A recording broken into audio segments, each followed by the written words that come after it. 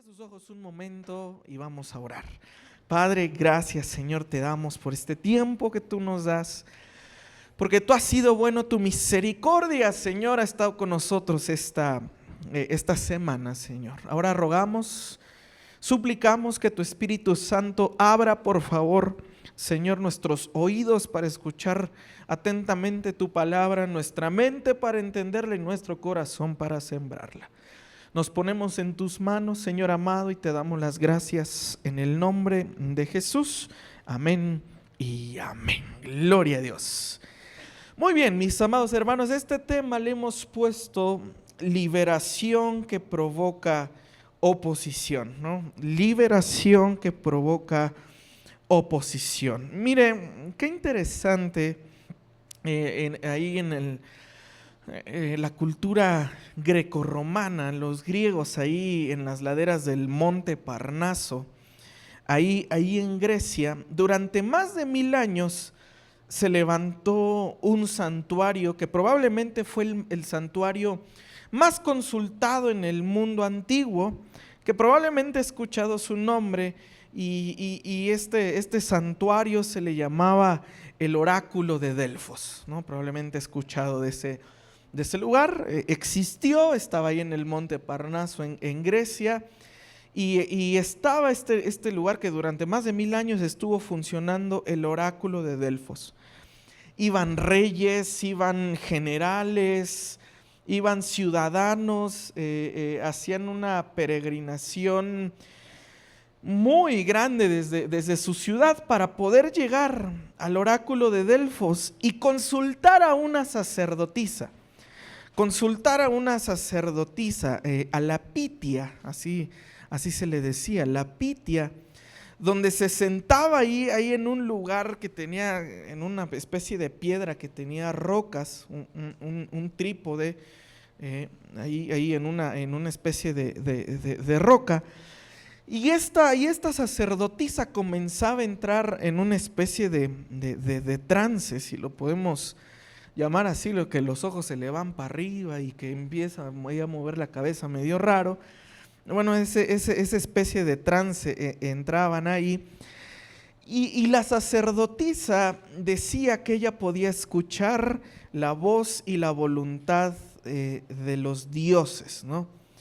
Y le externaba a aquella persona, obviamente tenía que pagar, ¿no? Obviamente tenía que dar dinero, para escuchar cuál era la voluntad de los dioses, para entender el oráculo, ¿no? Entonces, se le decía así a la sacerdotisa Pitia, porque el espíritu que hablaba a través de ella se le conoce como el espíritu de Pitón, ¿no?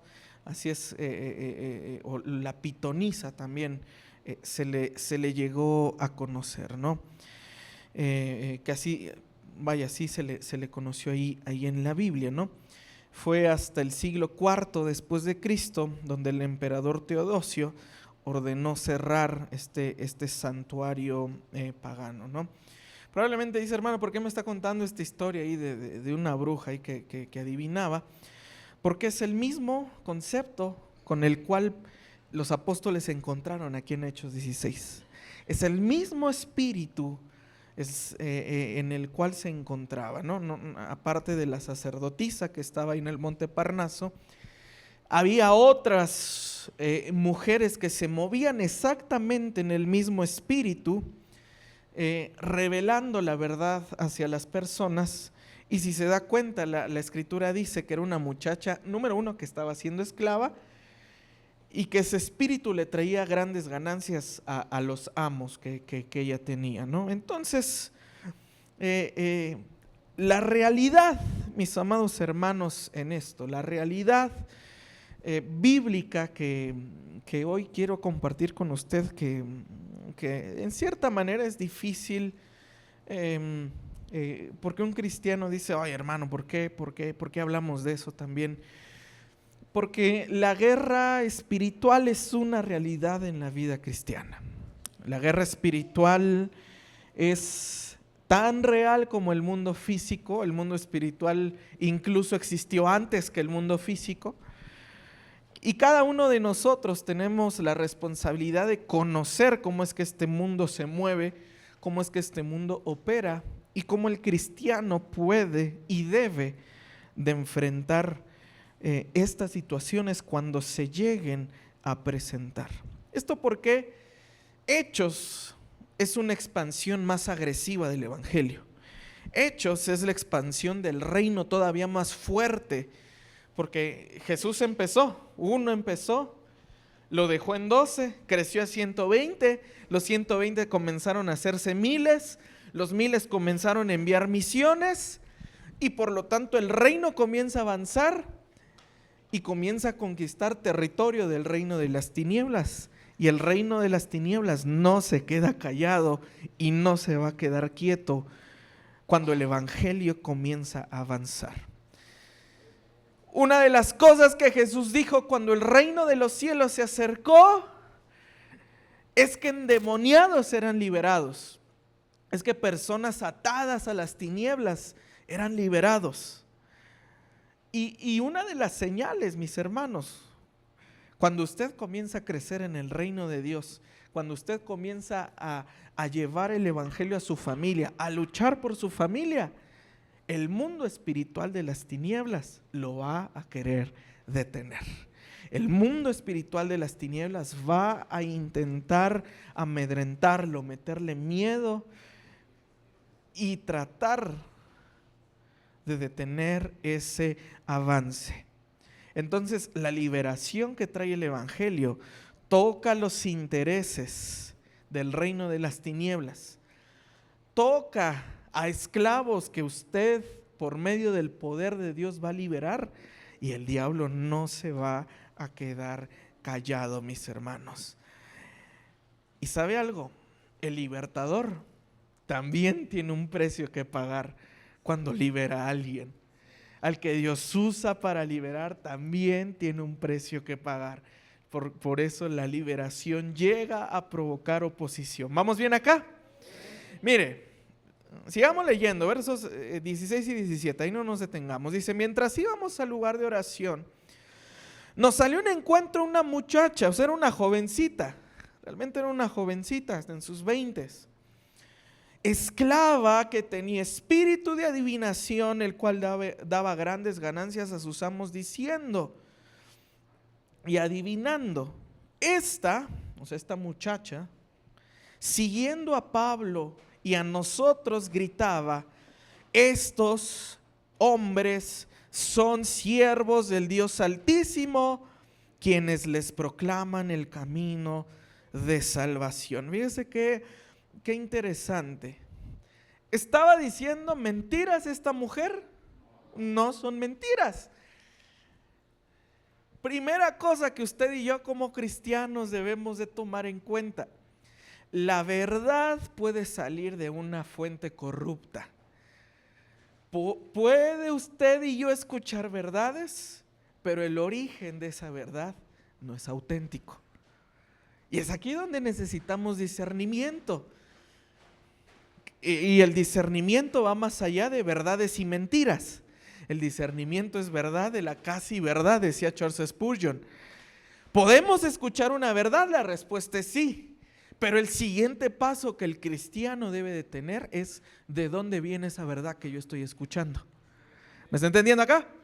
¿De dónde viene esa verdad entonces que yo estoy escuchando? Mentiras no estaba diciendo esta mujer, pero profeta no era adivina.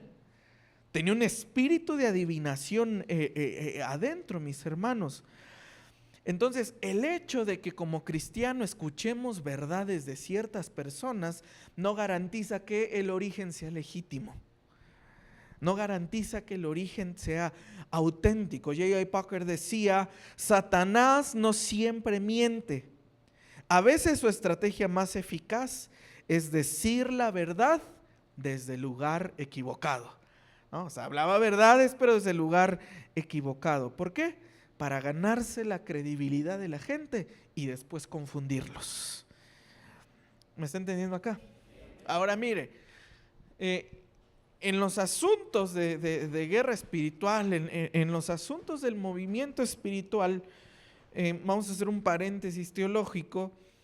Existen tres posiciones, tres estados espirituales en los que una persona puede caer, ¿no? El primer estado es la influencia. En la influencia está la tentación. Ahí lo podemos ver en Mateo capítulo 4.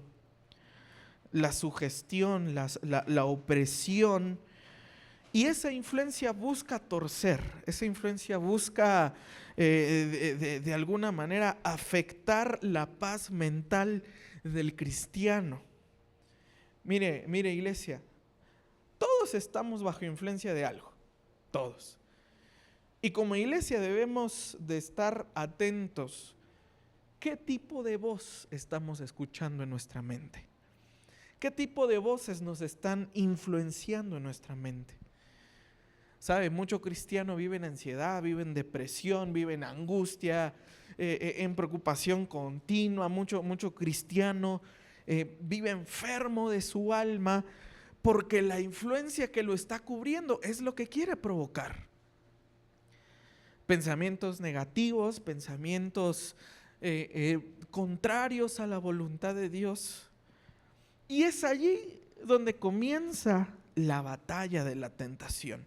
Y la batalla de la tentación solo se puede ganar con la palabra de Dios. ¿Qué fue lo que Jesús le contestaba al diablo cada que lo tentaba? Con la palabra.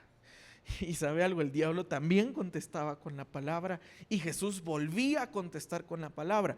La tentación en el desierto de Jesús, el diablo no le estaba diciendo mentiras, le estaba diciendo verdades con la Biblia.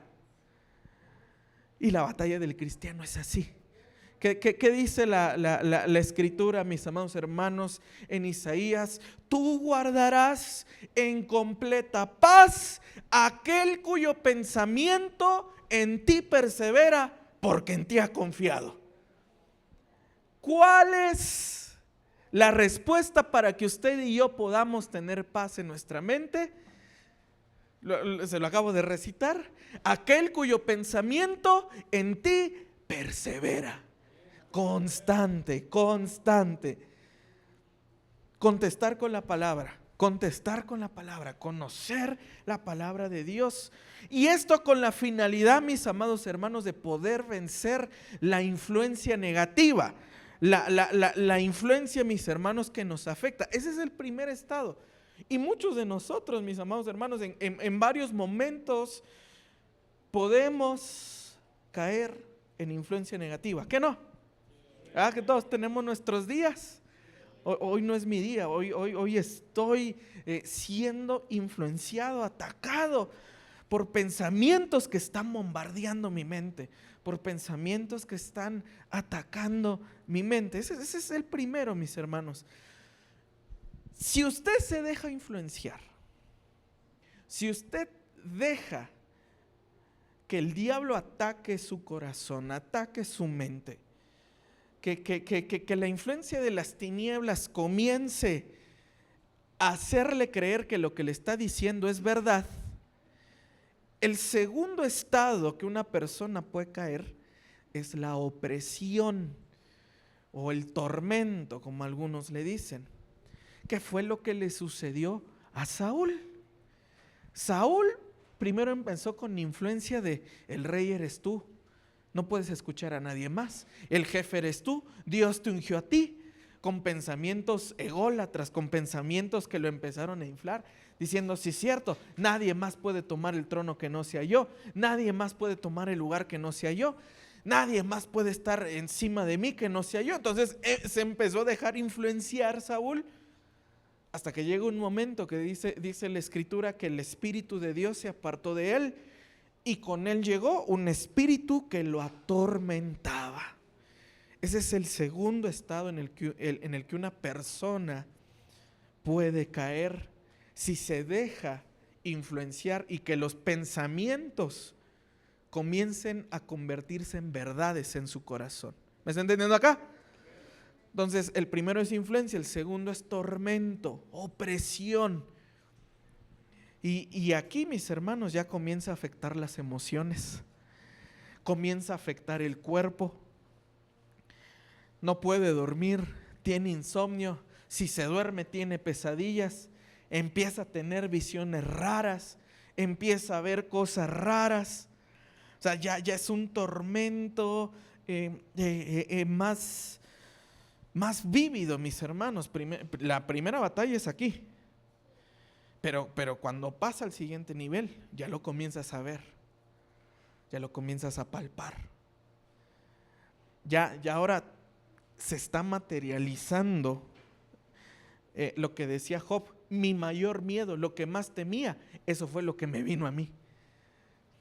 ¿Me está entendiendo? Entonces está la opresión o el tormento. Y el tercer estado, que es el más peligroso, al cual ningún cristiano debería de caer porque tiene Espíritu Santo, pero hay personas que llegan a caer. El tercer estado es la posesión. La posesión es que ese espíritu que empezó a influenciar, después comenzó a atormentar y por último se metió en esa persona. La posesión. ¿Me está entendiendo? La posesión es el nivel más severo, donde la persona, hay momentos, lapsos en su vida que no sabe cómo llegó ahí, no sabe qué estaba haciendo. Hay lapsos muertos en su memoria. ¿Por qué? Porque el espíritu comenzó a tomar control de su voluntad. Ese espíritu comenzó a tomar control de su libre albedrío, comenzó a tomar control de su libertad. Y es ahí donde entendemos o se conoce como un endemoniado.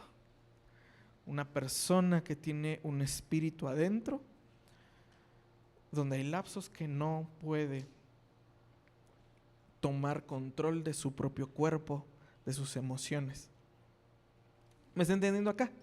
O sea, es bastante fuerte, ¿no? Entonces son tres niveles, tres estados: la influencia, el tormento y la posesión. ¿Cuál era el caso de esta muchacha en Hechos 16? Pues ya estaba poseída. Ella ya estaba poseída por un demonio, por un espíritu de adivinación, por el espíritu de pitonisa, por el espíritu de Pitón.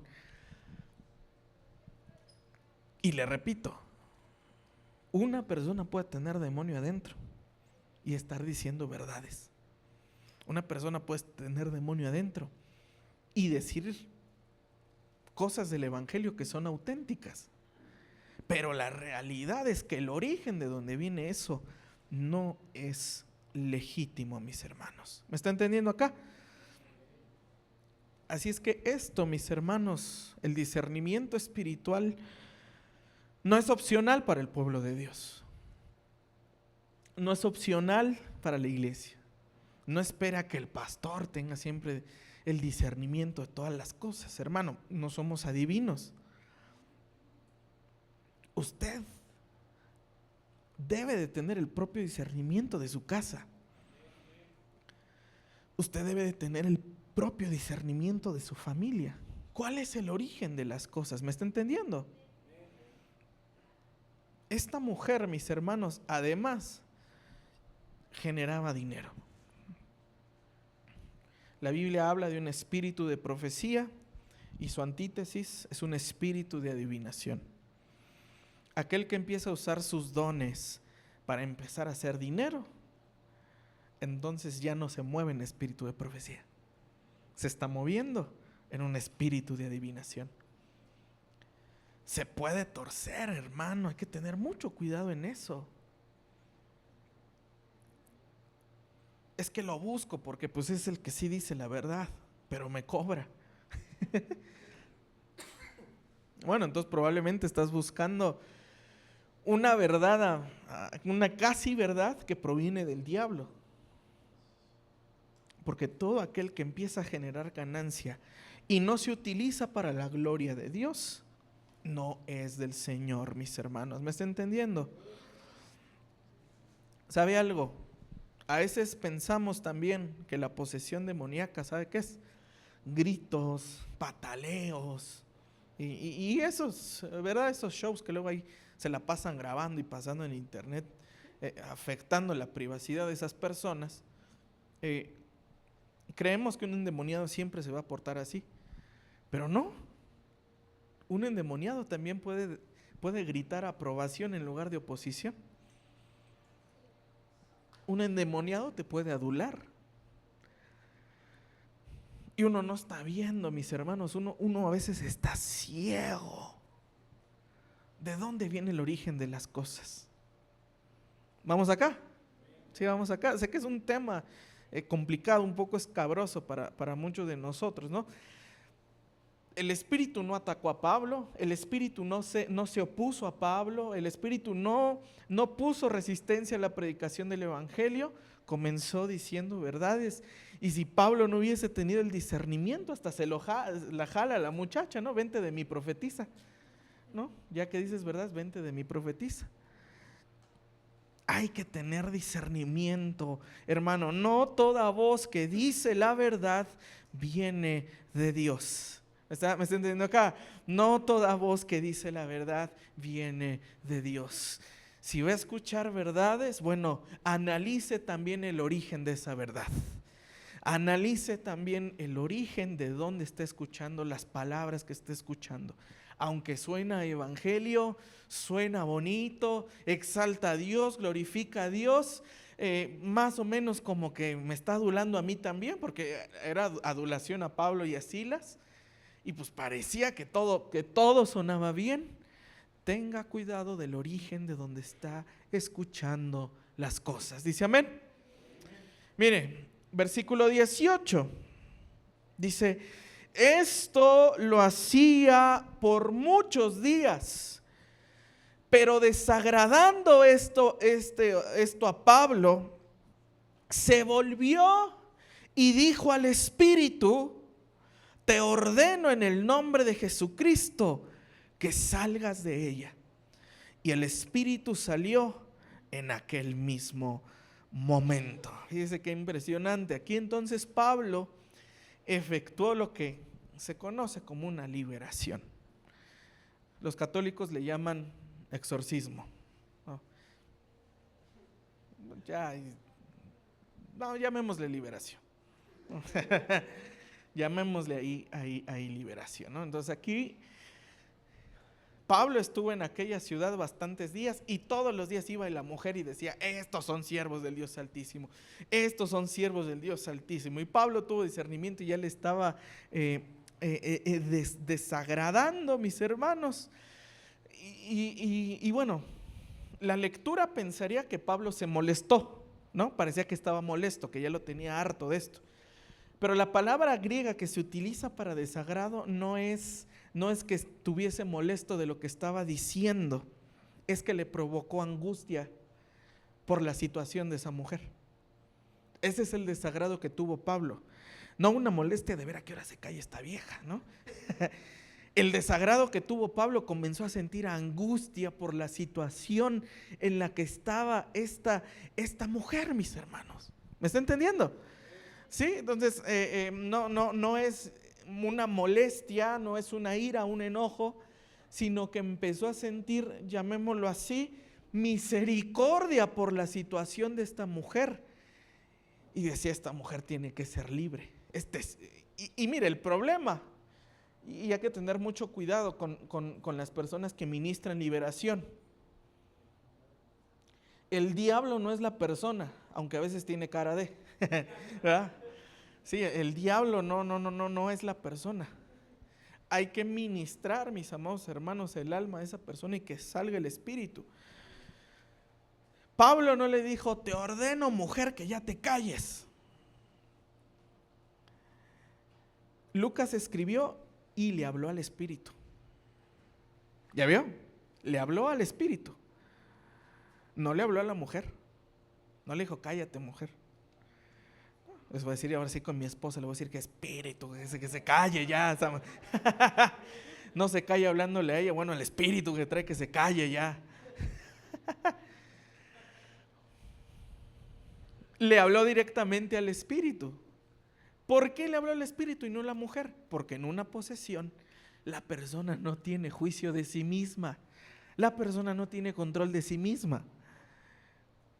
Por eso le habló el espíritu. El problema ahí era que el espíritu tomó un cuerpo y estaba usando ese cuerpo.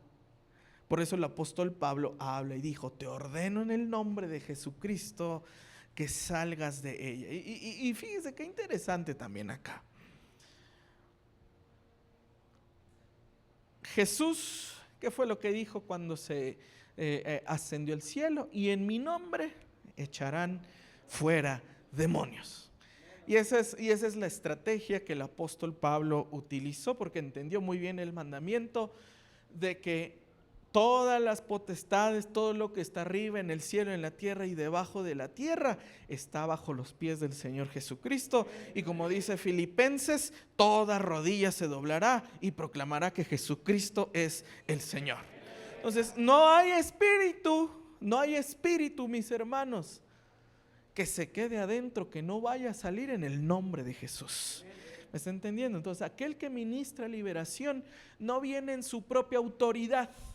Aquel que ministra liberación no viene porque hablen al brother, porque es el bueno para liberar, ¿verdad? Y a veces ha pasado así. Se le empieza ya a manifestar y uno dice: híjole, pues no, pues háblale a alguien, ¿no? ¿Por qué no le entra usted? ¿No? Si le gusta ver películas de terror, ya está en vivo, ya éntrele usted, ¿no? Que el exorcismo de Emily James y que la casa del terror y no sé cuánta porquería ve. Ahora que se le presenta, pues ahora practique. ¿No? Ya no va a ver eso, hermanos.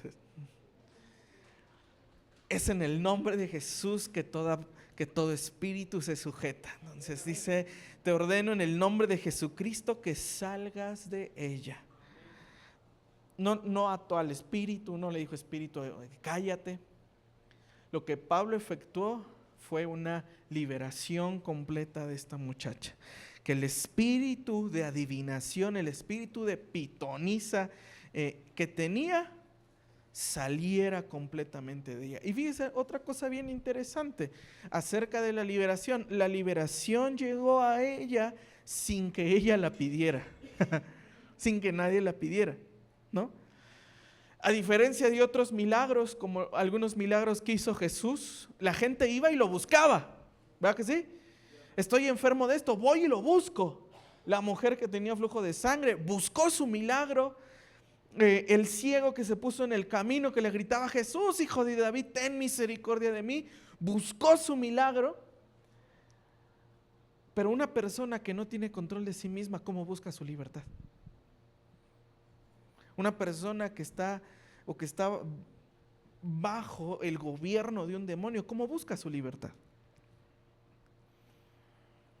La liberación de esta mujer llegó sin que nadie se la pidiera al apóstol Pablo. Una mujer atrapada en su propia voluntad. Obviamente los amos ¿cómo iban a querer que se liberara, no? Si les daba grandes ganancias, dinero, adivinando. Hay momentos, mis hermanos, hay situaciones donde el demonio tiene a la persona tan esclavizada, tan poseída, que la liberación no se tiene que pedir, se tiene que ejecutar. Que la liberación no se tiene que pedir, uno tiene que llegar a actuar. ¿Sabe por qué? Porque la persona perdió la voluntad de pedirla. Es discernimiento, mi hermano, ¿sí? Es discernimiento completamente. Y como ministros, como hijos de Dios, mis hermanos, la liberación, ¿sabe qué? No nada más es para el que está al frente predicando, no nada más es para los líderes, no nada más es para los ancianos, es para todos los hijos de Dios que tienen Espíritu Santo. Dios te puede usar para romper cadenas también. Dios te puede usar para liberar demonios también. Dios te puede usar para eso. Y esto es una guerra, mis hermanos, por eso le digo, esto es una guerra. La autoridad está en el nombre, no en la técnica. Hay unos más que les gusta mucho la parafernalia, que se paran y se les empieza ahí a mover raro, y ahí se quedan como un minuto, no dice nada, y ahí se está ahí haciéndose raro, ¿verdad? Como que tratando de decir, miren, para que vean que a mí no se me pone, ¿verdad? Para que vean que a mí no me dice nada. La autoridad, mis hermanos, para sacar un demonio no está en la técnica que uno utilice o en los gritos que uno haga. Está en el nombre de quien se hace esa liberación. Está en el nombre de quien se hace eso. Ahora, si bien, vamos a llamarlo así, hay de liberaciones a liberaciones. No todas se ejecutan de la misma manera. Lo vamos a ver en Hechos más adelantito. Había ahí un grupo de personas, los hijos de Sebas, que dice la escritura que practicaban exorcismo, pero se encontraron con uno que el Espíritu les habló, porque les dijo, pues en el nombre del Dios de Pablo, de hecho fuera, y el Espíritu les habló, dijo, pues a Jesús lo conozco y a Pablo también, pero ustedes no. Y el Espíritu se les fue encima. Dice que salieron heridos y encuerados. Así dice, que salieron corriendo desnudos y que además les partió la mandarina el espíritu, ¿no? Se lo sonó el demonio. Puede pasar eso también porque el libertador debe tener también el debido cuidado y discernimiento también de cómo van las cosas. Los discípulos les pasó algo similar, quisieron ir a liberar un endemoniado y no pudieron. Para lo cual les dice Jesús, pues hombres de poca fe, porque este género solamente sale con oración y con ayuno. Entonces, aquel que efectúa una liberación también se tiene que preparar. Si uno va ahí, hermano, todo pandroso espiritualmente, y ahí, yo voy a liberar, y aquí van a ver, ahora sí que viene la unción, y hermano, el demonio le empieza a hablar y a decir, y no me salgo. ¿Tú quién eres? ¿No? Entonces, a mí me ha pasado que me dicen, ¿y tú quién eres? No, pues yo no vengo en mi nombre. Pero tú tienes miedo. Pues sí, pero no vengo en mi nombre. Pues sí, hermano, soy hombre. O sea, ¿qué piensa? Que, sí, uno más. Tráiganlo. ¿No? ¿Me está entendiendo? Y la liberación fue inmediata y completa. ¿Cuál es la diferencia entre algunos exorcismos documentados, por ejemplo, por el padre Amort, el exorcista oficial del Vaticano? El exorcismo era en partes, porque no salía. Y están sus libros documentados, ¿verdad? Pero antes de que lea el padre Amort, lea la Biblia, ¿ok? Sí, antes de que ande leyendo otras cosas, lea la Biblia. Hay exorcismos que tardan mucho tiempo. Y sin embargo, la liberación genuina es en el momento. La persona puede ser libre en ese momento. Dios te puede usar para liberar a una persona en ese momento. ¿Sabe algo? Quien está endemoniado espiritualmente está enfermo. Muchos quieren el don de sanidad y no meten dentro de la sanidad a alguien que tiene espíritu adentro. Está enfermo. Dios te puede usar en el don de sanidad cuando un demonio sale fuera. ¿Me estoy dando a entender acá? Entonces, iglesia, debemos de tener el debido cuidado de saber ¿dónde están parados mis hijos? ¿Quién los está influenciando? ¿Qué voces están escuchando? ¿Qué tipo de voces está escuchando mi matrimonio? ¿Qué tipo de voces está escuchando mi familia? Porque yo no quiero que mi familia pase después a un tormento, que no puedan dormir, que tengan pesadillas, que tengan terror nocturno, y mucho menos que ninguno de mis hijos, que no sé, de su esposo, de su esposa, ¿verdad? Si se endemonia, pues ese ya es problema suyo, ¿no? Pero mínimo de los hijos, tener cuidado que no vayan a tener algo adentro, mis hermanos. Es que yo lo veo bien, es que me dice la verdad, es que se porta bien. No, es que pues yo lo veo tranquilo, ¿no? Pues sí, porque aunque veas verdades, tienes que verificar el origen de donde viene esa verdad. ¿Me doy a entender acá? Tienes que verificar ese origen de donde viene esa verdad. Entonces, ¿Dios nos puede usar? Amén. Decimos amén a eso. Pero fíjese qué es lo que pasó. Versículo 19. Pero cuando sus amos vieron que se les había ido la esperanza de ganancia para ellos, prendieron a Pablo y a Silas y los arrastraron hasta la plaza ante las autoridades. Fíjese qué cosa. Mire, la raíz del conflicto estaba en el dinero. ¿Qué dijo el apóstol Pablo? Que la raíz de todos los males es el amor al dinero. La muchacha está endemoniada, pero produce dinero. No me importa. Oye, la familia está así, sí, pero no falta el dinero. Oye, tus hijos están acá, no les dedicas tiempo y eso, pero no les falta dinero. Oye, tu matrimonio se está quebrando, ¿qué vas a hacer? Pues sí, pero ¿cuál es el clásico argumento que decimos los hombres? ¿Te falta algo? ¿Qué no? Pero ¿te falta algo? Y ahogamos como si el dinero fuese toda la solución a los problemas, ¿verdad que sí? Mire, mis amados hermanos, aquel que Dios usa para liberar, el enemigo lo va a tratar o va a intentar de dar contragolpe. El enemigo va a intentar dar contragolpe para aquel que lo hizo. Porque sabe algo, generaba mucho dinero esta mujer, generaba mucho dinero esta joven. Y sus amos, si bien la Biblia no dice que tenían espíritu, reaccionaron como diablos.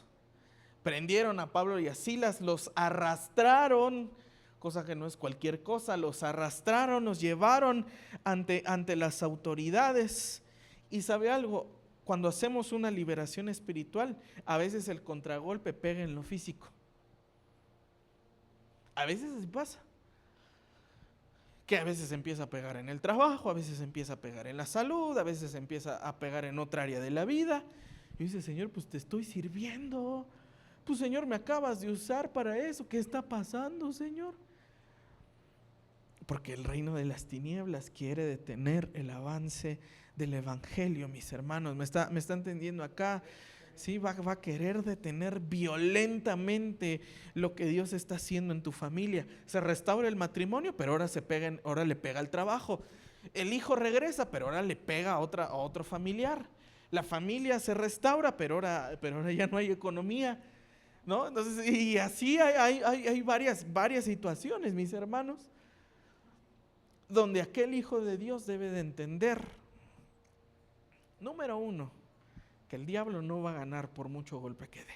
Eso es lo primero que tiene que entender. El diablo no va a ganar por mucho golpe o patada de ahogado que dé.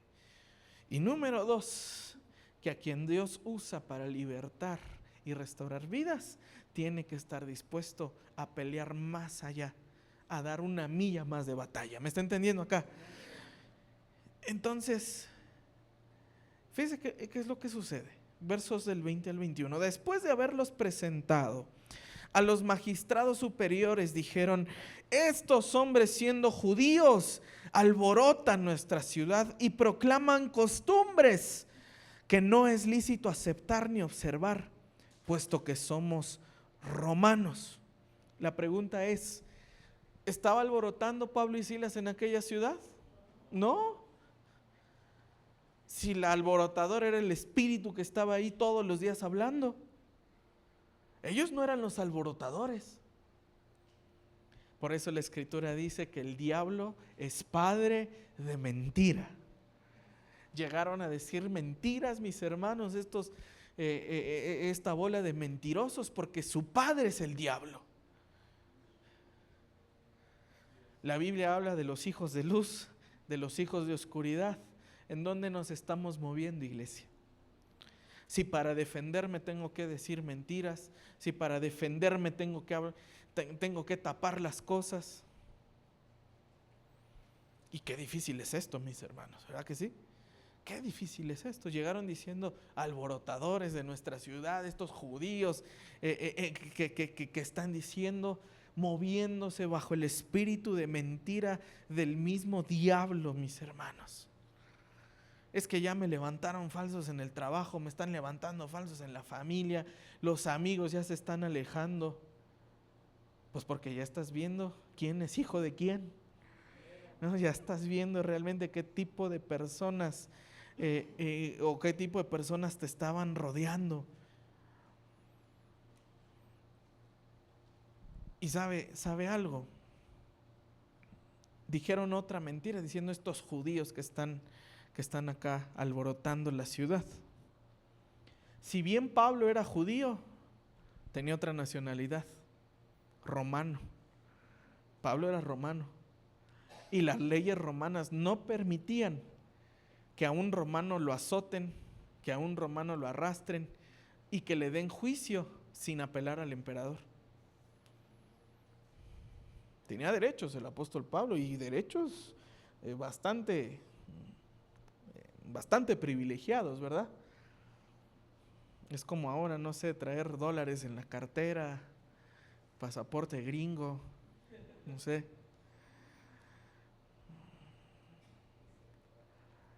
Pero el diablo quiere mentir todo acerca de ti. Y aquí, como cristiano, hijo de Dios, debes estar dispuesto a resistir. Escribió Santiago en su carta: resistid al diablo y él huirá de ustedes. ¿Cómo se pelea contra el diablo? Aguantando, resistiendo. Es que estamos en este bache, aguántese tantito que ya va a salir corriendo de usted. Es que nos está sucediendo en este trabajo que no jala, aguántese tantito, resístalo en el nombre de Jesús hasta que el diablo huya, mis hermanos. Tiene que resistir al diablo de su casa para que salga corriendo. Tiene que resistir al diablo de su matrimonio, lo tiene que aguantar, mis hermanos. Es resistiendo, mis hermanos. No, mire, qué padre sería ahí que manden la espada de fuego del Edén y de una vez lo decapitamos. Pero el Señor nos quiere enseñar a perseverar, a ser pacientes, a entender que la batalla no es de nosotros, que es del Señor, y Él en su momento nos dará la victoria. Resiste al diablo, aguántalo hasta que salga huyendo. Mientras más palabra tenga, más armas tiene para resistirlo. Mientras más diestros en la palabra, más armas tiene para resistirlo. Si usted conoce la palabra, usted sabe, es necesario que por medio de muchas tribulaciones entremos al reino de Dios. Esta tribulación no es para destruirme, es para que entre al reino de Dios, ¿no? Que podamos entender cada una de las verdades del evangelio, mis amados hermanos. Entender, ya me pegó una cachetada, pues ahora dame en esta que te la voy a aguantar, ¿verdad? Porque ¿cómo somos nosotros? Nos pegan, ahora va la mía, perro, ¿verdad? O sea, ahora sí, ¿no? De mí no te zafas, ¿no? Somos vengativos, mis hermanos. Cuando la Biblia dice que el vengador perfecto es el Señor, que todos aquellos, y eso, y hay que tener mucho cuidado en ese pasaje, mis hermanos, que todos aquellos que han sido engañados, lastimados del corazón, hay de aquellos quienes los lastimaron, porque el vengador de ellos será el Dios mismo.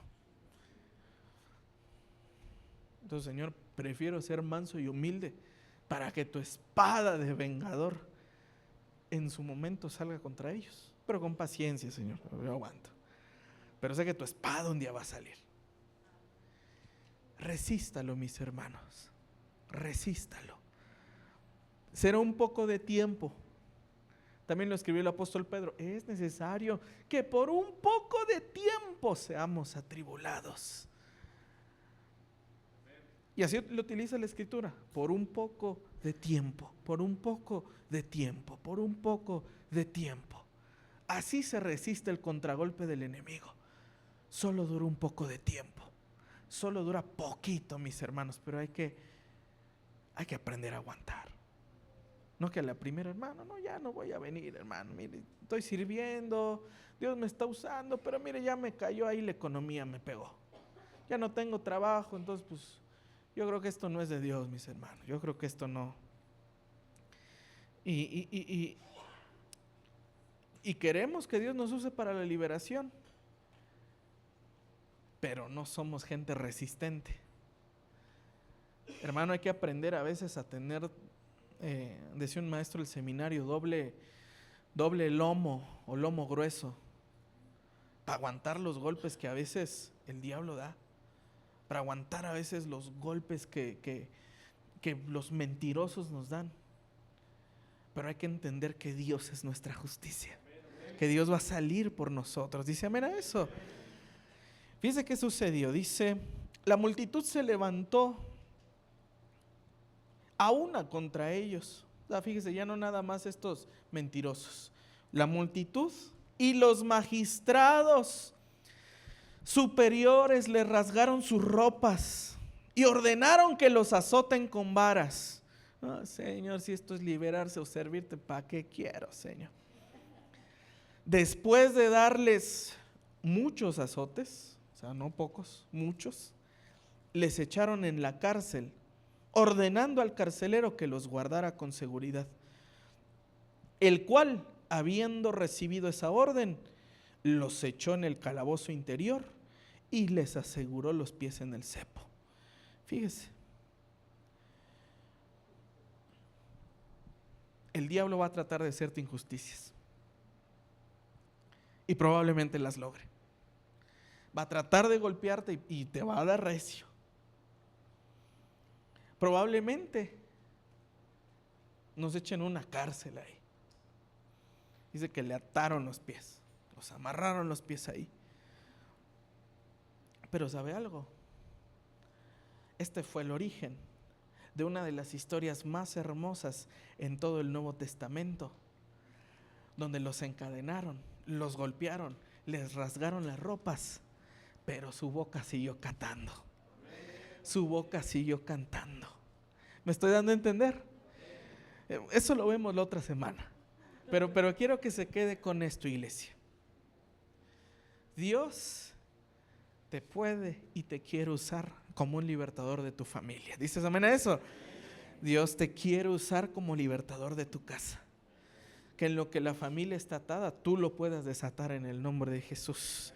Que en la familia no hay autoridad, pero Dios te va a dar autoridad en Cristo. ¿Me está entendiendo? Dios te puede usar. Pero el precio es que la libertad genera oposición. La libertad genera oposición, iglesia. Te puede pegar en una área o en varias a la vez. Pero es en este momento y en estos momentos, mis hermanos, donde le decimos, Señor, aquí es donde tu espada es más fuerte que la del diablo. Aquí es donde tu poder es más grande que la del enemigo. Pero ¿por qué el Señor, si tú eres más fuerte, por qué estoy sufriendo? Si tú eres más fuerte, Señor, ¿por qué me está pegando a mí? Porque el victorioso, mis hermanos, no ganó la victoria sentado, nada más hablando. Por algo la Biblia dice de la armadura de la fe que está escrita ahí en Efesios. El yelmo, el escudo, la espada. Por algo el apóstol Pablo habla de eso. Pero ¿sabes por qué lo habla? Porque las tenemos que usar. Y probablemente nos peguen. Y probablemente nos duela. Pero no vamos a estar así para siempre. Es un poco de tiempo. ¿Dice amén? Es un poco de tiempo. ¿Amén? Póngase de pie.